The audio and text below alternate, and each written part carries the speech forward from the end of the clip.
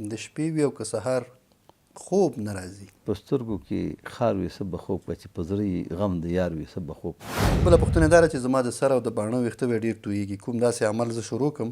روحاني علاج دا دی چې لا حول ولا قوة الا بالله. کوم عمل وکړم چې جناب نبی علیه السلام په خوب ووینم؟ دا ته چې رسول الله باندې طریقه باندې برابر یي او په رسول الله درود وی، همدا دې کفایت کوي. ښځه مې نه لرم، یو شخصي موټر لرم، په ما باندې زکات او قرباني لازم ده. وایي خزانه په سخاوت سره زیاتېږي، د کویو بچو وباسي بېسیار. بل پوښتنې ته وایي د رزق د فراخۍ لپاره مجرب عمل څه دی؟ ده باندې دومره قرض لکه د احد د غره په اندازه، وایي قرض به خدای خلاص کړي. یا د الله تعالی جل جلاله نوم غاړه کې واچوي، دا یې ګناه لري؟ یو حافظ د قرآن کریم دی، غونډ قرآن شریف په پسینه کې پروت دی. د اختر په ورځ یا بله کومې خوشحالۍ په ورځ د هغې کره لاړ شو او د هغې ډوډۍ مونږ وخورو، د اسلام له نظره به څنګه؟ یاره که ونه خوړل شي تقوا به ده که ونه خوړل شی. به خیلی پیش دکتران رفتیم و دواهای مختلف را استفاده کردیم ولی هیچ چیز تاثیر نکرد. سر انگشتها چپ شوه و به چشم تیر شوه. او که نه په افغانستان کې د اذان بعد خو سمدستي جمع کوي، دلته داسې نه ده. دا څلور واړه مذهبه سره یو دي. ما تا پکې پیدا کې اختلاف. ما چې څومره اوښکې وې الله ته توی کړي شیخ صاحب، وی یوازې الله پرې خبر دی. د بعضې خلکو غږ الله ته خوښ، دا ژړی الله ته خوښ. ده نو رنګ پسې راخیستی ده. پوښتنه دا ده شیخ صاحب چې ږیره تورول څنګه دي؟ او مطلقې تورول د ږیرې چې دی دا د هغه چا لپاره چې ځوانان. بسم الله الرحمن الرحیم. درنو لیدونکو السلام علیکم ورحمت الله وبرکاتو. په دې هیله چې بیا هم تاسې روغ جوړ خوشحاله او د خپرونې سره اوسئ. قدرمن لیدونکو، ستاسو د پوښتنو د ځواب ویلو وخت را رسېدلی دی او خوشبختانه د ځواب ویلو لپاره سره په خپرونه کې قدرمن مېلمه دی شیخ الحدیث عبدالتواب حنیف صاحب را سره دی. کور دی ودان وي چې له ځانه سره لرو. ستاسو پوښتنې له قدرمن شیخ صاحب مخې ته ږدم او کوشش وکړئ چې ځوابونه مو ترلاسه کړل. الله دې موږ تاسو ته ټولو ته د عمل کولو توفیق راکړي. بیا هم قدرمن لیدونکو د خپرونې په سر کې یادونه کوم چې تاسو کولی شئ خپلې پوښتنې زموږ د واتساپ شمیره ستاسو په سکرین ښکاري، په هغې واتساپ شمیره راولېږئ او که زموږ په خپرونه کې تاسو کمنټ کې هم پوښتنه پرېږدئ، موږ ستاسو پوښتنې راخلو او ځوابوو او تر تاسو یې رسوو. شیخ صاحب ښه راغلاست، ستړي مه شئ، هر کله راشئ. جناب صاحب تاسو سیرت صاحب مبارک تاسو ته ستاسې د برنامې ټولو لیدونکو اورېدونکو کارکوونکو او زموږ او ستاسې څومره چې محبین دي او زموږ او ستاسې اورېدونکي دي ټولو ته السلام علیکم ورحمت الله وبرکاتو وایم. وعلیکم السلام ورحمت الله وبرکاتو. شیخ صاحب اجازه را چې پوښتنې شروع کړو؟ اوس اجازه شروع د لیدونکو پوښتنې راخلو. یو خور پوښتنه کړې شیخ صاحب. لومړی پوښتنه مې دا ده چې ډېره موده کېږي وې د شپې وي او که سهار خوب نه راځي. څوک له دې شکایت کوي شیخ صاحب چې خوب راځي ډېر او دا وایي چې خوب نه راځي، هر څومره کوشش کوم نه کېږي، ګولۍ هم خورم او بل مې سر کې ورسره شدید درد وي. شیخ صاحب له تاسو یې د لارښوونو غوښتنه کړې، څه باید وکړم؟ وایي چې په سترګو کې خار وي څه به خوب که، چې په زړه یې غم د یار وي څه به خوب که. کم طالب مطلوب مندلی دی په خوب کې، هغه څوک چې طلبګار وي څه به خوب که. بله دیدار نه دی چا په پټو سترګو کړی، چې مطلب د چا دیدار وي څه به خوب که. او زه رحمان د یار بنده او خدمتګار یم، چې بنده او خدمتګار یې څه به خوب که. څوک چې خوب نه ورځي د هغې طریقه دا ده چې دغه آیت شریف بسم الله الرحمن الرحیم ان الله وملائکته یصلون علی النبی یا ایها الذین آمنوا صلوا علیه وسلموا تسلیما. دا آیت شریف به وایي. نو دا آیت به ځان سره تکرارئ په خپله به خوب ورشي. دې آیت کې اطمینان و سکون دی.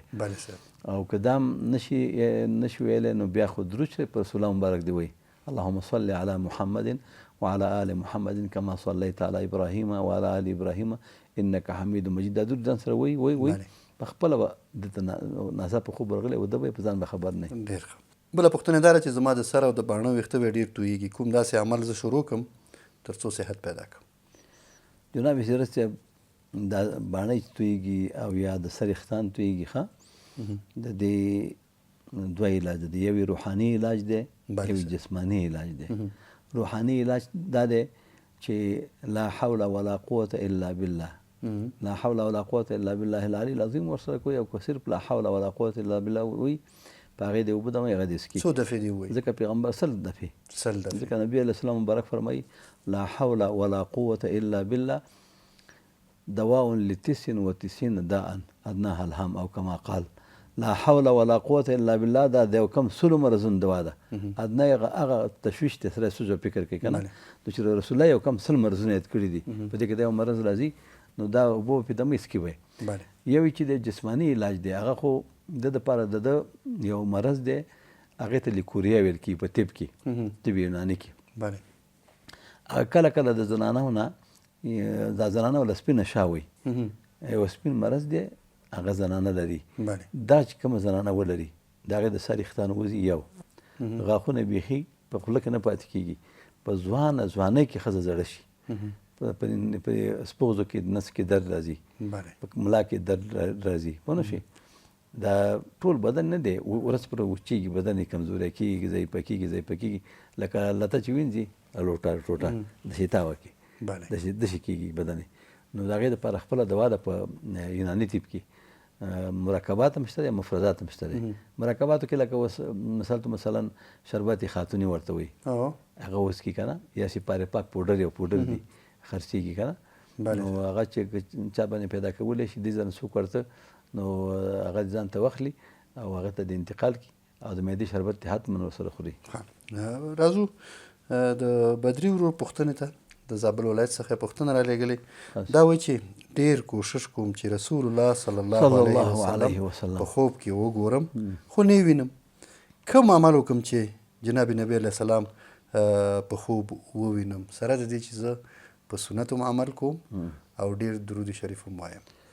دا چې ته درود شریف ډېر کړه داسې کېږي چې پیغمبر علیه السلام مبارک څوک استعداد پکې نه وي د خدای پیغمبر هغې ته په خوب کې ځکه نه ورځي چې یو دم انسان د هغه محبت کې دیوانه کېږي هغه نه د غونډ کارونه پاتې شي نو هغه دې دا تشویش نه کوي چې زه رسول الله امتي نه یم ځکه خوب کې نه ګورم درود ویم ځکه ولې خوب کې نه راځي متوجه. نو ما یو درود شروع کړو جناب سرت صاحب بیا زموږ مرشد محترم حضرت پیر سباق صاحب مرشد العلماء او د ټولو علماو مرشد هغه ما ته ویل تواب صاحب ما ګوره هغې ته ویلم نو خو هغه د هغه فراست قوي و ما ته ویل چې تواب صاحب دې دپاره سره درود نه وایي چې رسول الله دې په خوب کې وګورم کله چې استعداد پکې پیدا شي په خپله خوب کې ورځي نو دا دې فکر نه کوي چې ولې رسول الله خوب کې نه راځي دا ته چې رسول الله باندې طریقه باندې برابر وي په رسول الله درود وي همدا دې لاله کفایت کوي. اول تن دی هلته خو بیا انشاءالله آخرت کې بیا ګوري د خیره شفاعت کې بیا ګوري شفاعت دې کوي حتما. شیخ صاحب بل پوښتنه رالیږلې وی زه $9000 لرم خو شخصي کور نه لرم په کرایي کور کې اوسېږم ښځه مو نه لرم یو شخصي موټر لرم په ما باندې زکات او قرباني لازم ده. نو زکات خو په ځکه نه کېږي زکات د تجارت په مال کې کېږي او هغه وخت کې کېږي چې انسان د ټولو حوایجو نه فارغ وي دا کور ته حاجت لري واده له حاجت لري متوجه نو په دې باندې زکات نشته. که هرې د زکات معنا د نمو زیاتوالی او پاکېدل وایي خزانه په سخاوت سره زیاتېږي د کویو بچو باسي بسیار شي ډېرېږي دا کمیږي نه که نه. بله پوښتنه مې دا ده چې په داسې ملک کې ژوند کولو څه حکم لري چې په هغې کې آینده د کورنۍ اوسېدلو فکر هم سړي سره وي که چیرې وی د دین په احکامو د ادا کولو کوم مشکل نه وي یعنې د دین احکام مشکلات ونه لري دغلته جوماتونه وي دغلته مدرسې وي مونځ او داس ټول کېږي خو یوازې یو خبره پکې ده چې ملک کفري دی وی دې کې خو مشکل نه وي وی هر ملک ماست که ملکی خدای ماست دا ټول ملکونه د الله پاک دي ولله ملک السماوات ولله میراث السماوات ولله ملک السماوات لله ما فی السماوات و ما فی الارض دا زموږ خو د الله ده د اسمانو د الله دي د خلک پکې اوسېږي عادي اوسېږي دا خو میراث د الله له پاتې کېږي پوه نه شوې هر ځای کې اوسېدی شي په هر ملک کې اوسېدی شي البته په خپل دین قایم او دایم اوسېږه. بل ورور پوښتنه ده د نو رنګ پسې راخیستې ده پوښتنه دا ده شیخ صاحب چې ږیره تورول څنګه دي؟ نو ږیره تورول خو چې ده تورول یو په وسمه باندې هغې نه حدیث کې منع راغلی ده ځکه وسمه چې دی انسان په وسمه باندې هغه غوړ لري هغه لاندې د اختان توبه نه پرېږدي که نه چې غوړ شي خو بیا د اودس نه کېږي غسل دې نه وځي که نه او مطلقې تورول د ږیرې چې دی دا د هغه چا لپاره چې ځوانان متوجه ځوانې ښځه ځوان دی که نه بله. او یا مجاهدین چې هغه قوي ښکاره شي پوه نه شوې او یا مثلا یو جامعه ده شي چې په هغې کې سپین ږیري د خلکو په بد نظر ګوري هلته ږیره علماو فتوا ورکړې چې د ږیره تورولو هغه رنګ باندې چې هغه اوس غوړ نه لري دې کې علماو جواز ورکړی. بعضې خلک شیخ صاحب دویم دریم واده ته اراده چې لري نو هغې ته مخکې 15 میاشتې مخکې ورته ږیره ویښته تور کړي. ښه کوي که نه نه ښه خبره ده چې ږیره تور نه کړي بیا دا ځوانان جنکیانې زوړ سړی نه کوي. بله. نو هغې ته دا ټول علما زموږ مشایخ چې دي دا یو تقوا ده یو فتوا ده. تقوا دا چې بیخي ما غونې سپینه پرېږدي که نه او تقوا فتوا دا چې تا غونې توره کړي. راځو شیخ صاحب بل پوښتنې ته د رزق د فراخۍ لپاره مجرب عمل څه دی سره دی چې په دې باندې انشاءالله موږ خپرونه هم لرو خو ستاسو ځواب په تمه دی. سمه ده. دغه د وظیفه د ورځې اویا کرتې وایي اللهم اکفني بحلالك عن حرامك واغنني بفضلك عمن سواك. اللهم اكفني بحلالك عن حرامك واغنني بفضلك عمن سواك. حضرت علی سے مبارک فرمایي وایي که دا وظیفه څوک کوي وایي که د باندې دومره قرض لکه د احد د غره په اندازه وایي قرض به خدای خلاص کړي او الله به یې غني کړي. ډېر ښه. بیا هم یو خور پوښتنې رالیږلې شیخ صاحب وایي لومړۍ پوښتنه مې دا ده چې زه خارجي هیواد کې اوسېږم او د ماشومانو مور یم د مصروفیتونو له امله نشم کولی چې ماښام وختي بیده شم او خاوند مې هم له وظیفې نه ناوخته راځي. تقریبا 1 یا 2 بجې ویده کېږم. نو دا څو ورځې کېږي چې د سهار لمونځ رانه پاتې کېږي او نشم پاڅېدلی. څه باید وکړم؟ پیغمبر علیه السلام مبارک فرمایي من نام عن صلاة او نسیها فليصلها اذا ذکرها فانما هي وقتها. وایي څوک چې د لمونځ نه وده شي خوده شي لکه مړ ځان نه پوهېږي که نه. اول خو دا ده چې پیغمبر علیه السلام مبارک فرمایي تاسې د وخته وده شئ. د ماسخوتن د مانځه نه وروسته دا کیسې میسې مه کوئ. دې کې دا فایده ده چې انسان د سر جمعې ته د سر مانځه له پاسېږي. متوجه. او که انسان د ضعیف دی خوب نه ورځي وروسته وده شي که نه یا د کور مشکلات ور په غاړه خو خاوند هم ښځې باندې حق لري. متوجه. او دی نه وده شي نو بیا دې قضایي راوړي.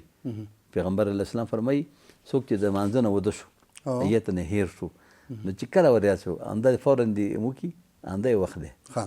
بله پوښتنه د شیخ صاحب دلته موږ اجازه نه لرو چې مرغانو ته وچه ډوډۍ واچوو او نه هم داسې کوم ځای شته چې موږ یې هلته ویسو او دا ډوډۍ هلته ځای په ځای کړو. نو که چېرته یې ګزاره کړو دې سره څه وکړو دې ډوډۍ سره په دې ګناهګاري وچه ډوډۍ پاک صفا سوتره ځای چې هغې هلته اچول باک نشته. او بل دا ځای اوس کثافاتدانۍ افغانستان کې چې موجودې دي نو خارج کې به حتما موجود دي. خو هغه کې به کیدای شي نور داسې شیان اچول کېږي چې د دوی به زړه نه غواړي چې وچه ډوډۍ ورسره ګډه شي. پاک صفا ځای کې دی چې صفا ځای دی یا هلته هر ځای کې د پشوګانو هر ځای کې شته د خدای مخلوق دی که نه.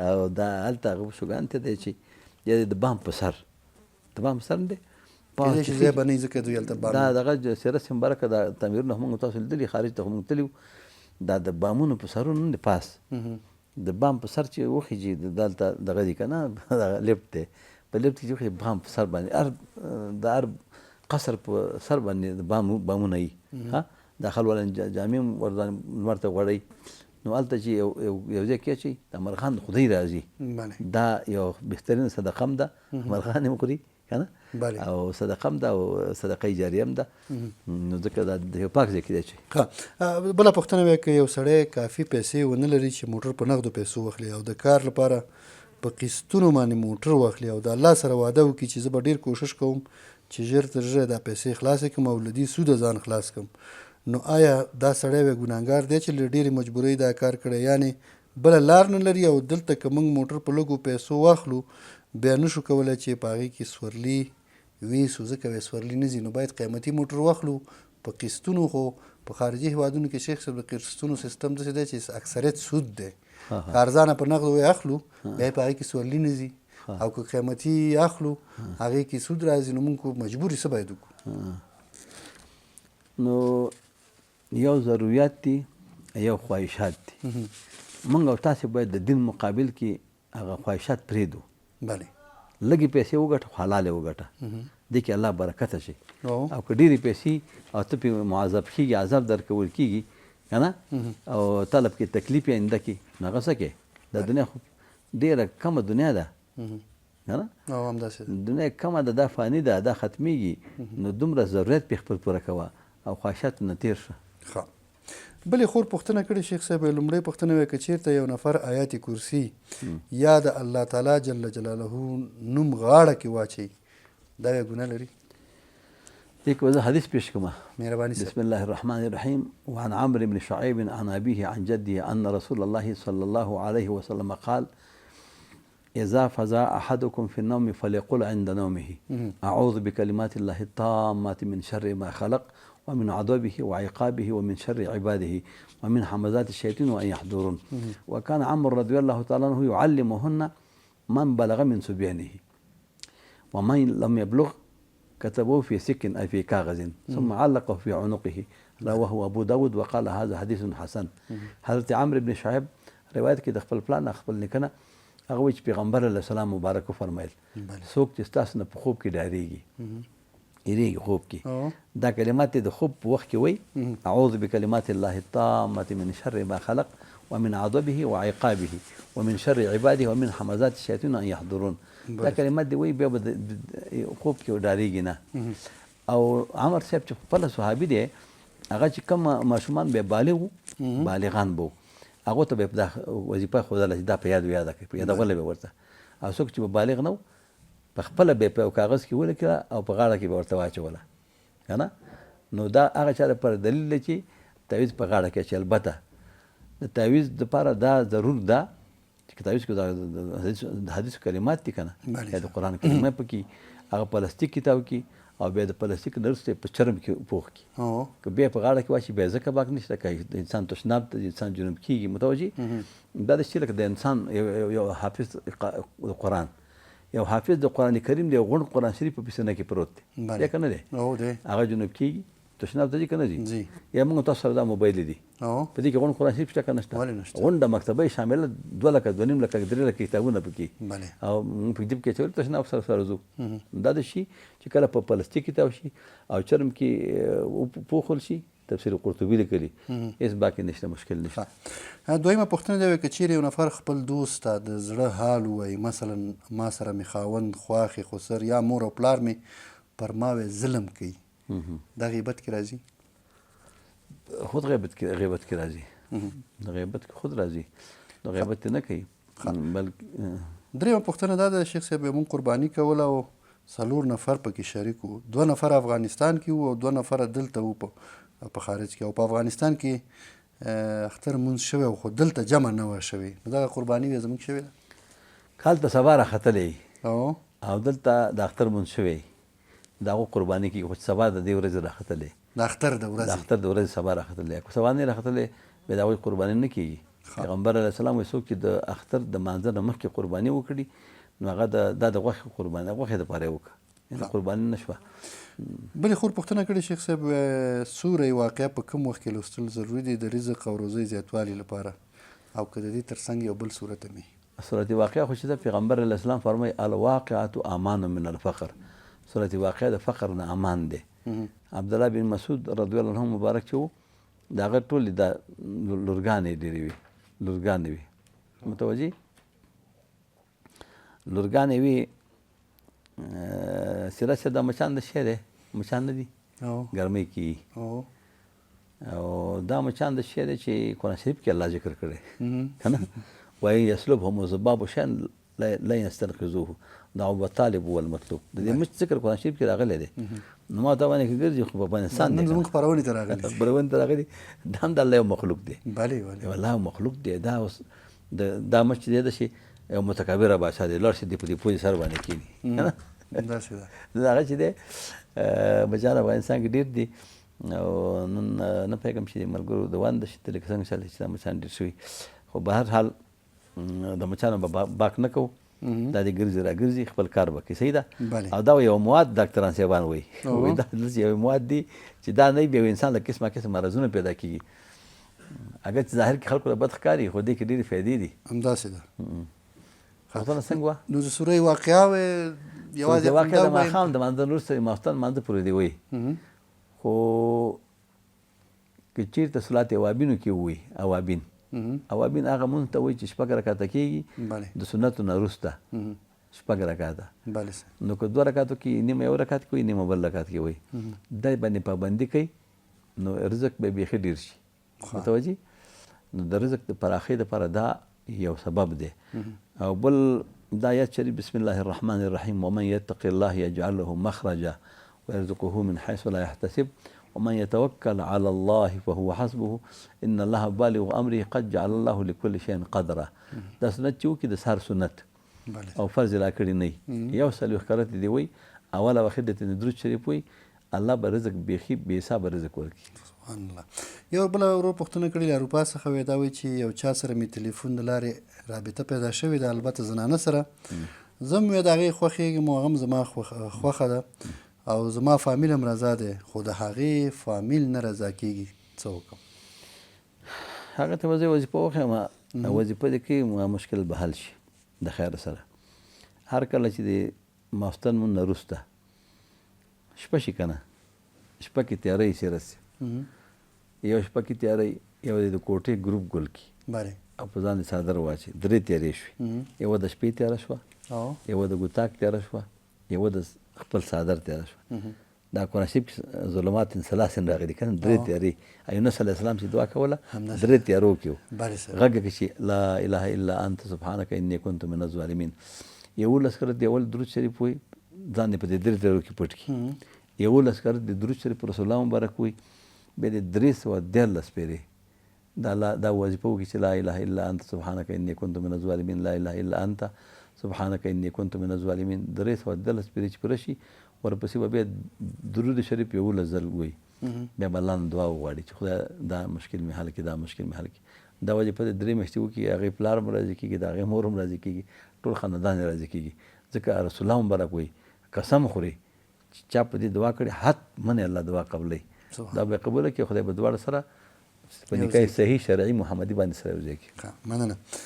بل ورور پوښتنه کړې شیخ صاحب، که چېرته یو نفر دعا کوي او د الله صفتونه مخکې ووایي، که د درود شریف مخکې ووایي یا د سنت المنځ فرض لمونځ یا نفل لمونځ څخه وروسته دعا وغواړي، کوم وخت کې وغواړي؟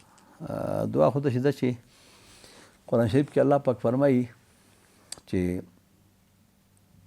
ما نه دعاګانې وغواړئ زه یې قبلوم. هغه کې دندې راغلي چې بعد د فرض وایي او بعد د سنت یې مه وایه، چې هر وخت یې الله نه دعا وغواړي قبلیږي که نه. دا ګوره كل ما دعاني متى ما دعاني في أي زمان ما دعاني إذا دعاني كده إذا ما هذا د دې ټولو معناګان سره كل ما دعاني إذا ما دعاني کنه متى ما دعاني، چې هر وخت ما من دعاګانې وغواړي الله وایي زه دعا قبلوم. البته د دعا د قبلېدو دپاره ځان له شرطونه دي او ځان له ځایونه دي، لیکن چې انسان عقیده کلکه وساتي خداوند متعال په هر وخت کې دعا قبلوي. او دعا خدای شیطان قبوله کړه، شیطان الله دعا وغوښته خدای ربي انظرني الى يوم يبعثون، خدای د قیامت د ورځې پورې مهلت راکړي، ورې نه کړه. د شیطان دعا چې د قبوله ده، د مسلمان دعا نه قبلېږي، حتما قبلېږي، حتما قبلېږي. بل ورور پوښتنه کړې شیخ صاحب چې زما خپلوان دي خو سودخواره دي، د اختر په ورځ یا بله کومې خوشحالۍ په ورځ د هغې کره لاړ شو او د هغې ډوډۍ مونږ وخورو، د اسلام له نظره به څنګه دی؟ یاره که ونه خوړل شي تقوا به ده چې ونه خوړل شي، هغو ته د مبارکي ورکول شي، هغو سره ښه اخلاق وشي، ځکه چې د خپلوۍ نه خو چاره نشته که نه. او که په دې لحاظ ورم نشي چې دوی یو بد عمل کوي، نو الحب فی الله والبغض فی الله کې راځي که نه. احب الاعمال الی الله الحب فی الله والبغض فی الله.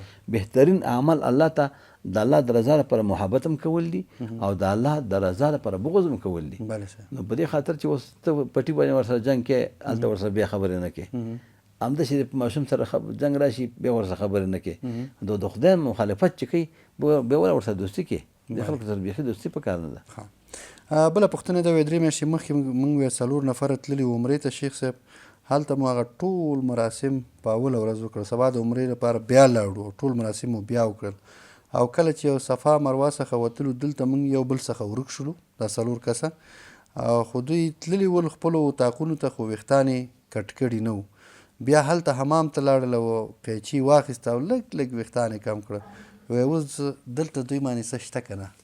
جناب سرت صاحب مبارکه زمونږ د امام ابو حنیفه رحمه الله په مذهب باندې باید 4مه برخه ویښتان کټ کړي، او که کټ کړي نه د عمرې نه وتی نه دی، نو باید دا چې دی چې عمرې نه وتی نه دی، خو واجب یې ادا نه کړه که نه، د سر کلول چې دی نو اوس پیسه شته که نه بیا لاړ شي؟ نه یو چا له پیسې ورکړي هلته یو دم د قرباني دی یو 300 ریاله یو چل دی ورکړي څوک چې حج ته ځي عمرې ته ځي که نه هلته به حرم کې قرباني وکړي بس د کار غاړه به خلاصه شي. بلې خور پوښتنه کړې شیخ صاحب وایي زما د خاله لور ده څوک یې خوښېږي خو نه غواړي حرامه رابطه وساتي صرف یې خوښېږي دواړه یو بل لیدل او یو بل پیژني ځکه یو ځای درسونه ویلي صرف یو بل پیژني او هلک نه پوهېږي چې دا ورسره مینه لري ځکه دوی نه غږېږي یو بل سره صرف غواړي چې حلال نکاح د دې نجلۍ په نصیب شي که داسې کومه دعا ذکر او ختم وي نو مخکې خو تاسو یادونه ورته وکړه بل ورور ته او لا اله الا انت سبحانک انی کنت من الظالمین دا د 140,000 یو پوره کړي 140,000 بل یو میاشت کې پوره کولی شي 2 میاشت کې پوره کولی شي د دې مشکل به الله حل کړي. دویمه پوښتنه ده شیخ صاحب زما ذهن ته بدې خبرې راځي د الله تعالی جل جلاله په باره کې وایي زه ډېره هڅه کوم خو بیا هم هغه خبرې زما له ذهن نه وځي. دا خو شیطان دی او دا د ایمان علامه ده. اصحاب کرام پیغمبر علیه السلام ته رال ویل د خدای پیغمبره زموږ زړه کې داسې وسوسې راځي چې موږ دا خوښه ګڼو چې موږ سکاره شو په اور وسوځول شو او چې دا وسوسې را نه شي. نبي علیه السلام ورته وویل دا ذلک صریح الایمان دا ښکاره ایمان دی. شیطان په هغه زړه کې وسوسې ورچوي چې په هغې کې ایمان موجود وي. غل د هغه کور نه غلا کوي چې هغې کې سامان موجود وي. خالي کور ته غل نه ځي ګوره او شیطان چې دی خالي هغه زړه چې د ایمان نه خالي هغې له وسوسه هم نه ورچوي. نو لا حول ولا قوة الا بالله دی وایي المانځه پسې یو څلوېښت کاله دي دې وسوسو نه به خلاص شي. بله پوښتنه راغلې ده دا مې یوه خور ده او پوښتنه په دري لیکلې ده زه به په دري ووایم صحیح که دري مې صحیح نه وه دوی ما معاف کړي. دا وایي چې ما درد چشم دارم چشم چپم درد میکنه بسیار وقت شد تقریبا 8 ماه شد و خیلی پیش دکتر رفتیم و دواهای مختلف را استفاده کردیم ولی هیچ چیز تاثیر نکرد. اگر میشود کدام دعا یا وظیفه به ما بتین که خدا کنه چشمم جور شود. آیات کریمه د قرآن کریم است. بسم الله الرحمن الرحیم لقد كنت في غفلة من هذا فكشفنا عنك غطاءك فبصرك اليوم حديد. عمود واقع است بعد از هر نماز 7 دفعه یا 7 بار خوانده شوه با مو سر انگشته چپ شوه و با چشم عمود تیر شوه. انشالله هر تکلیف کې در چشم داشته باشي خداوند متعال تو را از خلاص میکنه. ډېر ښه. یو ورو پوښتنه کړې د فرانسې څخه شیخ صاحب دا وایي چې دلته ماښام اذان نه بعد 6 منټه وروسته جمع کیږي د اذان او اقامت منځ کې نفل کیږي او که نه په افغانستان کې د اذان بعد خو سمدستي جمع کوي دلته داسې نه ده نو څه باید وکړو؟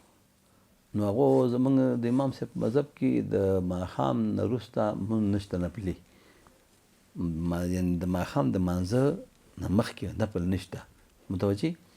نو هغه د خپل ذکر کوي فکر دی که درود شریف په رسول الله دی د بل چا مذهب کې د کار نه لري هر چا خپل مذهب دی که نه. دا 4 واړه مذهبه سره یو دي. بله سر دا 4 واړه مذهبه سره یو دي. ما تا پکې پیدا کې اختلاف متوجه. دا ټول مذهبونه اهل سنت والجماعت دي هغوی خپل دلایل لري موږ خپل دلایل لرو. نو هغوی چې لمونځ کوي هغوی د خپل دلایل دی پوه نه شي هغوی دی کوي خو ته یې مه کوه ځکه که د امام ته یې وروسته وکړه وروسته بیا اوابین وکړه که نه دی. ها بله پوښتنه د فرانسه کې سنت خو بیخي نه کېږي دعا هم نشته بل د جمعې پوره دویم اذان نشته او زموږ ویل داسې خلکو سره مونځ کېږي که نه؟ مونځ ولې نه کېږي مونځ کېږي. ښه پیغمبر علیه السلام فرمایي صلو خلف کل بر و فاجر هر نیک او بد پسې مونځ کوئ. ها مونځ کېږي او ته خپل سنت م کوه مکمل خپل سنت هم کوه مخکې هم کوه د مانځه نه وروسته هم کوه. یو ورور پوښتنه کړې شیخ صاحب له امریکا څخه دا وایي چې یو سوال دا چې امریکا کې مساجد لرې دي هر لمونځ ته نشو رسېدلی د ورځې یو لمونځ ته لازمي ځو ځکه دلته ژوند په ساعت باندې او وظیفه ده او د چا کور سره نږدې وظیفه ده او د چا د کور نه ډېره لرې وي یعنې افراد مسجد ته د جمعې په ورځ راځي هر لمونځ ته نشي کولی چې لاړ شي. څوک د شپې وظیفه لري او څوک د ورځې خوب کوي او همدارنګه څوک د ورځې وظیفه لري چې هغه ځای کې د لمونځ ځای نه لري یعنې کارخانې وي مختلف ځایونه او که لمونځ هم وکړي د هغې وخت معاش اخلي وایي دا معاش څنګه دی؟ نو مونځ دې نه پرېږدي معاش دې پرېږدي خو مونځ دې نه پرېږدي ځکه معاش پیسې بیا هم پیدا کېږي لاس خیری دی بله صحیح. او مونځ خو بیا نه پیدا کېږي. بیا غالبا د پوښتنه دا وکړه چې دلته خو پیسې په وخت پیسې ورکوي، همدا بې هدفې د ورور واضح کړې نه ده خو زما په نظر. نو دا چې وایي چې مونږ مونځ کوو اودس کوو خو حتما 15-20 دقیقې نیم ساعت نیسي، نو د دې معاش خو مور کوي دا سړی. وایي دا خو د وخت په مانځه کې تېر کړه نه په کار کې. زه پوه شوم، خو ما ورته وویل چې مونځ دې کوي معاش نه دې تېر شي، په دې لږ معاش کې به الله ورته ډېر برکت واچوي. ځکه مبارک هغه الله پوره معاش ورکړي ورته، پوره معاش ورکړي. پوره معاش ورکړي مشکل نه، د هغې سخاوت دی، صدقه ده. ښه. بلې خور پوښتنه کړې، سلامونه ویلي، سلام علیکم ملا صاحب، من یک مشکل دارم، شبها به آسانی مرا خوب نمیبرد و طول روز همیشه جگرخون و ناراحت می باشم، همیشه گریه میگیره، لطفا کمک ما کنید و جواب برای ما بدید. خواهرقا همیشه ذکر خداوند متعال که است. همراه ذکر خداوند متعال دین انسان مضبوط میشه، قوی میشه. ذکر کن تا تو را جان است که پاکی دل که اطمینان دل از ذکر سبحان است. هرگاه که تو ذکر میکنی خداوند متعال در دل شما اطمینان پیدا میکنه. هرگاه که انسان مطمئن شوه بس خواه کرده میتونه، دیگه هیچ مشکل نمیبینه انشاءالله العزیز. و اگر میخواهی که دل شما مطمئن باشه 100 دفعه درود همیشه یک نماز خود قضا نکنه و دیگه 100 دفعه درود شریف در شب و روز به پیغمبر بخواندنی که خداوند متعال در دلشان اطمینان پیدا کنه. جناب شیخ صاحب یو ورور پوښتنه د سعودي عربستان څخه رالیږلې، پوښتنه کټ مټې زه لولم. شیخ صاحب دا وایي چې زه په سعودي عرب کې ژوند کوم، دلته یو کس راته ویل چې د میاشتې 3000 ریال درکوم، ته خاص پیسې راټولوه خلکو نه، پیسې راټولوه هغه کسان چې افغانستان ته پیسې لیږي، څوک چې حوالې دپاره که نه، او دلته قانون په دې باندې بندیز لګولی دی، که نفر چېرته وی ونیو نو په جرمانه هم ترې اخلي او وطن ته هم ډیپورټ کوي. و امکان شته دغه کار زه شروع کړم شیخ صاحب، دا خو به سود نه وي، دا د حوالې پیسې دي که خو مخکې مونږ خبره کړې وه که نه، دا یو مزدوري ده. بلې دا خپله مزدوري اخلي، متوجي. اوس حواله چې ته د سعودي عربستان نه پیسې دلته رالګي او چاته ورکړي او دومره وخت پرې لګي که نه، دا خو مزدوري په نیت چې هېڅ مشکل پکې نشته، دا خو د قرض په نیت نه دی که نه، مزدوري ده. بلې. بل ور پوښتنه کړې دیم د رزق پراخوالي لپاره وی که مجرب عمل راته وښایي. مجرب عمل هغه چې پیغمبر علیه السلام مبارک ویلي. نو پیغمبر علیه السلام دعا ما مخکې ذکر کړه، اللهم اکفني بحلالک عن حرامک واغنني بفضلک عن من سواک. او بل حضرت عایشه صدیقه رضی الله تعالی عنها د مؤمنانو مور فرمایي، وی خلکو پیغمبر علیه السلام ته د فقر نه شکایت وکړ. بله. او باران نه وریده. پیغمبر هم د خلک راغونډ کړل چې تاسې د فقر نه شکایت کوئ او د وچکالۍ نه شکایت کوئ. نو داسې وایه چې بسم الله الرحمن الرحیم الحمد لله رب العالمین الرحمن الرحیم مالک یوم الدین لا اله الا الله یفعل ما یشاء اللهم اکفني بحلالک عن حرامک واغنني بفضلک عن من سواک. دا کلمات 3 کرت چې وایي که نه، الحمدلله صاحب شروع کړي، ایاک نعبد و ایاک نستعین چې ورسېږي بیا به داسې وایي چې لا اله الا الله یفعل ما یرید اللهم انت الغنی ونحن الفقراء اکفني بحلالک عن حرامک واغننا بفضلک عن من سواک. وی دا خلکو شروع کړه، رزقونه پراخه شو او بارانونه شروع شو. شیخ صاحب بلې یو خور پوښتنه کړې وی، زما پیسې په کار وې ډېرې ضروري، زما ورور ما ته خپل موټر خرڅ کړ، نو ما ته یې وویل چې زه موټر درته خرڅوم په $1000، موټر درته په $1000 خرڅوم، بیا به ما ته راکې $1500. ما ورته ویل چې سمه ده، زما ښه ضرورت و، اوس له ما نه یې غواړي $1,500 چې دا به راکې، خو زه پوهېدم چې د موټر قیمت همدومره و. اوس خاص د هغه لپاره سود کېږي که نه، زه هم په دې سود کې شامل یم؟ نه، دواړه په سود کې شامل دي. هو که نه، شریکان دي. هو که نه، دا خو ورکوونکي او اوسونکي دواړه د قرآن شریف کې آیات دی په دې باره کې، یعنې ځان ساته. شیخ صاحب راځو، یو خور پوښتنه رالیږلې، دا وایي چې زما پوښتنه زه ډېر وخت کېږي چې د الله تعالی ته دعا کوم، یعنې 3 کاله کېږي خو دعا مې نه قبلېږي. په هر وخت کې مې دعا کړې ده، په تهجد لمونځ کې، د باران په وخت، یعنې د نبي علیه السلام په احادیثو کې چې د دعا کولو وختونه ذکر شوي، نو ما دعا کړې، خو دعا مې نه قبلېږي. مور او پلار ټول خپلوان هم راته ډېرې دعاګانې کوي، خو نه پوهېږم چې ولې نه قبلېږي. ما چې څومره اوښکې وي الله ته توی کړي شیخ صاحب، یوازې الله پرې خبر دی او نور نه پوهېږم چې څه وکړم. ژوند مې ډېر تنګ دی، هره لار را باندې بنده ده. الحمدلله وی عمل مې سم دی خو د مشکلاتو سره مخ د دې دا غږ الله ته خوښ دی. د بعض خلکو غږ الله ته خوښ، دا ژړی الله ته خوښ. د انبیاو باندې الله پاک تکلیفونه چې راوستي دي هغه کې چې رب لا تذرني فردا وانت خیر الوارثین. ګوره پیغمبران دعا کړي که نه. بله ایوب علیه السلام اذ نادى ربه انی مسنی الضر وانت ارحم الراحمین. خداوند متعال په خپلو دوستانو تکلیفونه راولي، بیا هغې نه د خولې نه دعاګانې وباسي. دا دعا حتما قبلیږي، یا لږ مخکې یا لږ وروسته. یا د دې دعا په مقابل کې یو بل مصیبت پرې را روان دی، بل مصیبت را روان دی، دا دعا د هغې دپاره دفع د هغه مصیبت د راتګ وګرځېږي. یعنې هغه مصیبت الله پاک د باندې نه راولي، بله صاحب هلته نه بلې خوا ته لاړ کړي. دا یې فایده ده.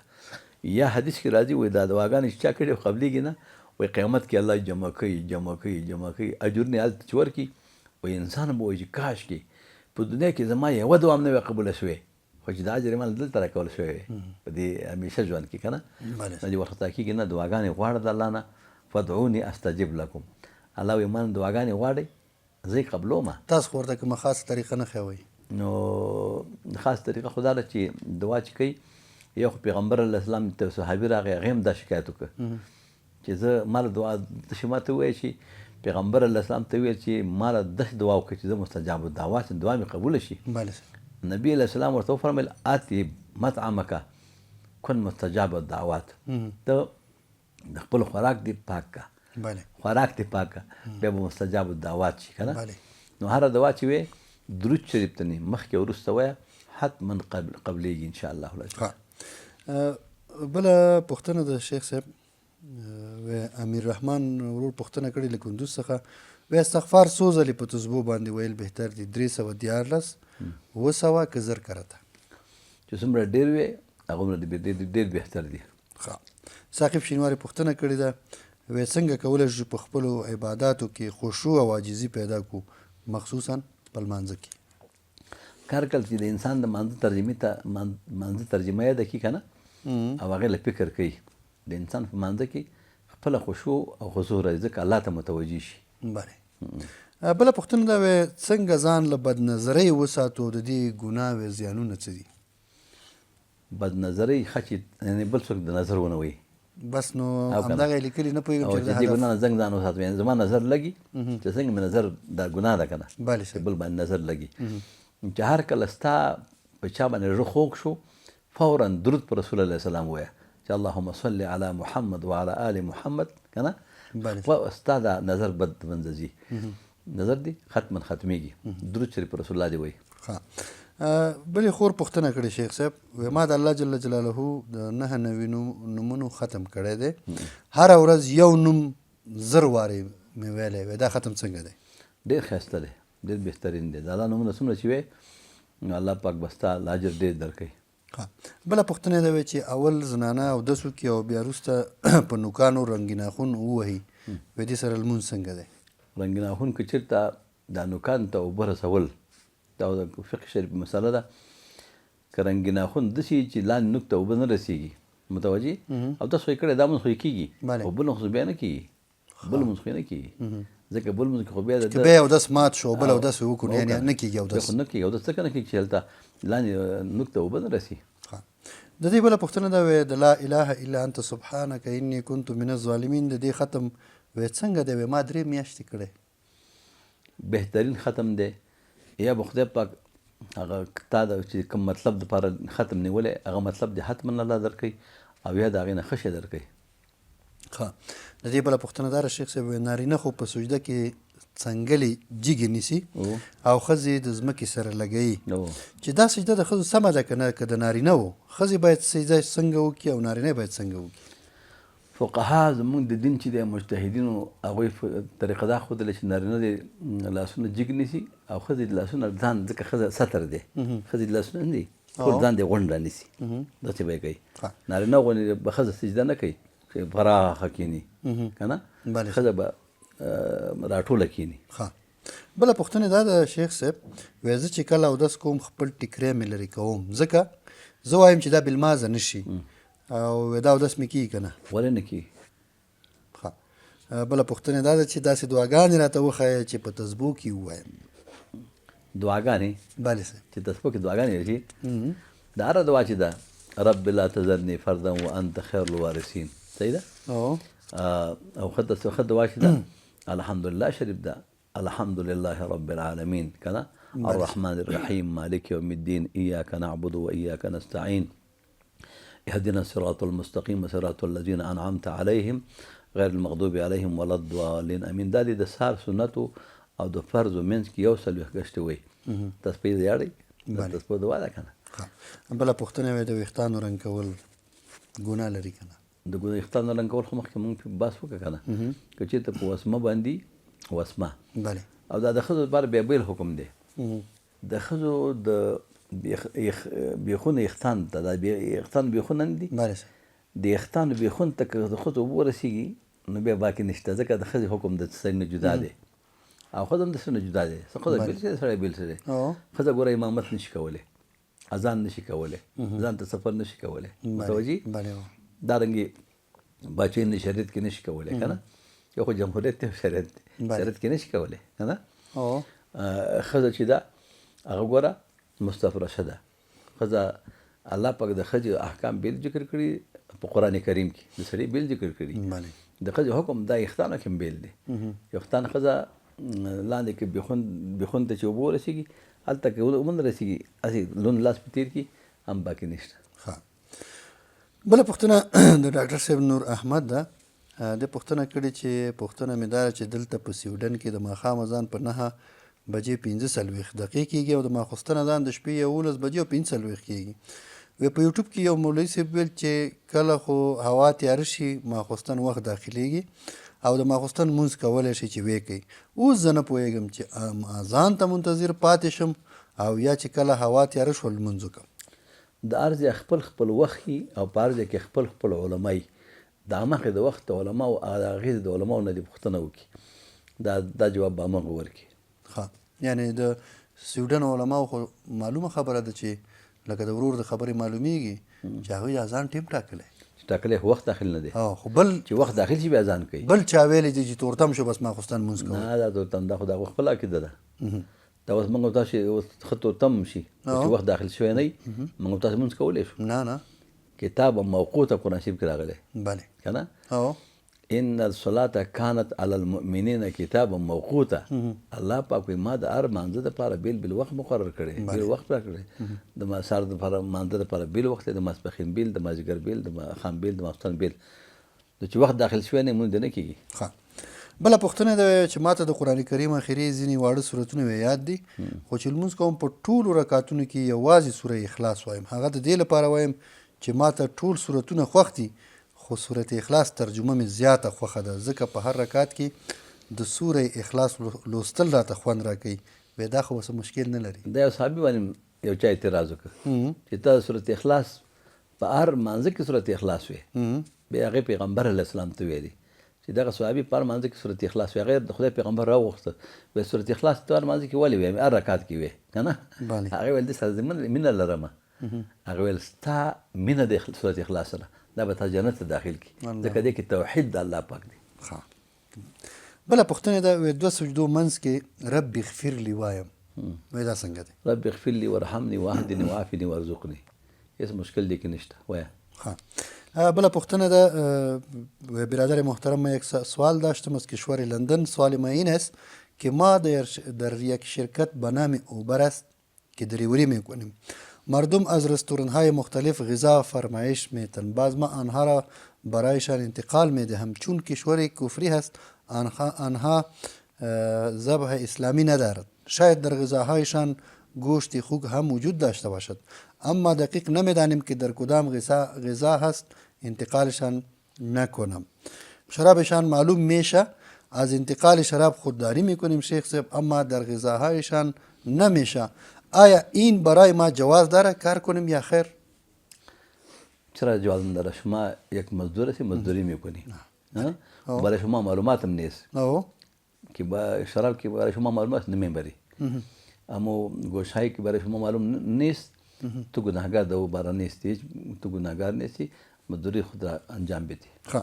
بله پوښتنه دا وې زه 21 کلنه نجلۍ یم کله چې 14 کلنه وم زما کورنۍ د خپل کاکا زوی سره شیخ صاحب نامزاده کړم او نکاح یې هم راته وتړله هغه وخت زه کوچنی یم اوس د دې موضوع په اهمیت او مسؤلیتونو سم نه پوهېدم په هغه وخت کې اوس چې 21 کلنه شوې یم احساس کوم چې د هغه سره واده او ګډ ژوند هیله او رضایت زه نه لرم زما په زړه کې شیخ صاحب د هغه لپاره وې نه مینه شته نه رغبت شته او ویره لرم چې که د کورنۍ د فشار له امله واده ورسره وکړم نو په راتلونکو کې به زه او هغه دواړه له ستونزو سره مخ شو ما خپل مور او پلار ته څو ځله ویلي چې زه د دې واده سره خوښه نه یم خو هغوی وایي چې د خلکو د خبرو او شرم له امله باید ته دا واده وکړي شریعت دا غیر شرعي خبره ده زموږ استاد امیر المؤمنین د افغانستان امیر المؤمنین هغې دا فرمان صادر کړی چې هر هغه جلۍ چې چا سره خوښه نه وي په زور په اجبار یې څوک چاته ورکولی نه شي نو دا یو شریعت دی یو افغانیت دی خل دې شریعت ته وګوري افغانیت ته دې نه ګوري ښه یعنې په شریعت دې عمل وکړي په شریعت دې عمل وکړي څوک چې خوښ وي هملته دې واده وکړي ښه بلې خور پوښتنه کړې شیخ صاحب که یو نجلۍ د داسې واده رضایت ونه لري شرعاً د هغې حکم څه دی چې د واده رضایت ونه لري او یو چا سره رضایت ونه لري خو مخکې هم تاسو ویلی نکاح دې فسخه کړي کولی شي شریعت دا حق ورکړي دا د خپل ځان مالکه ده خپل ځان خاوند ده د مالکه ده بله پوښتنه ده همده د مخکینۍ پوښتنې ته بیخي هوبهو 90% ورته ده هغه نکاح چې په کوچنیوالي کې شوي وي او اوس جلۍ پرې راضي نه وي د هغې په اړه شرعي لارښوونه همدا ده چې زموږ د فقهاو مسله دا ده جناب سرت صاحب که جلۍ په وړکتوب کې پلار ورکړي یا نیکه ورکړي دا نکاح بیا نشي ماتولی ځکه پلار او نیکه چې دی دا او فرد په شفقت کې ډېر شفقت لري یعنې هغه ته خو ډېر تجربه وي چې دې ځای کې فایده ده عمل ته یې ورکوي که نه او که چېرته بل چا ورکړي نکاح ماتولی شي البته د پلار او د نکاح او که پلار هغې وخت کې ورکړي هغه نه پوهېږي چې دا هلک څنګه دی اوس مثال ځوان شو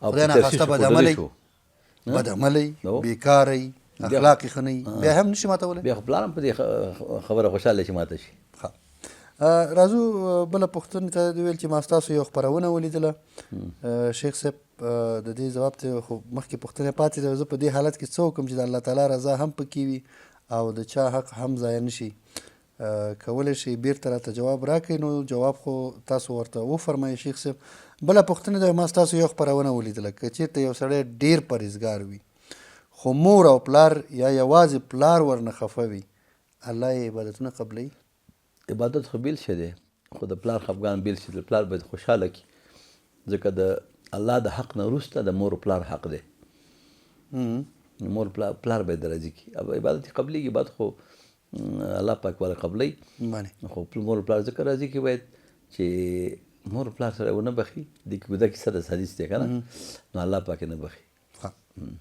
دا وایي چې که پلار په اولاد کې فرق کوي شیخ صاحب یو سره اوسیږي په یو دسترخوان خوراک او څښاک کوي ښه قدر او عزت د اولاد له وس او توان سره برابر کیږي او بل مالداره وي پلار ته کور کې اوسېدو ځای هم نه ورکوي خو پلار یوازې هفته یا 2 هفتې بعد ورکره ورځي او یو پیسې او یا به یو انرژي ورته راوړي یو 500 روپۍ هم ورته په جیب کې واچي بیا یې ټول وخت د هغې صفت کوي او چا سره چې اوسېږي د هغه سپکه کوي آیا په دې سره د اولاد زړه نه ماتېږي البته ټول پلاران شاید همداسې نه وي خو ځینې داسې پیدا کېږي نو که داسې پلار پیدا شي او د زوی سپکه کوي او د هغه غیبت کوي نو د هغه که د زوی سپکه کوي او د هغې غیبت کوي خو زوی له فایده ده ځکه د هغې ګناه کمیږي او د پلار ته نقصان دی زوی خو بیا هم خفه کېږي نو چې اخلاص مې خود خفه کېږي دی نه ځکه نه خفه کېږي چې ته د پلار لوی کړی ستا د پلار تا دپاره زندګۍ کې حلال او حرام ګټلي که نه نو هغې نه خیلی خفه کېږه مه په خبرو مه خفه کېږه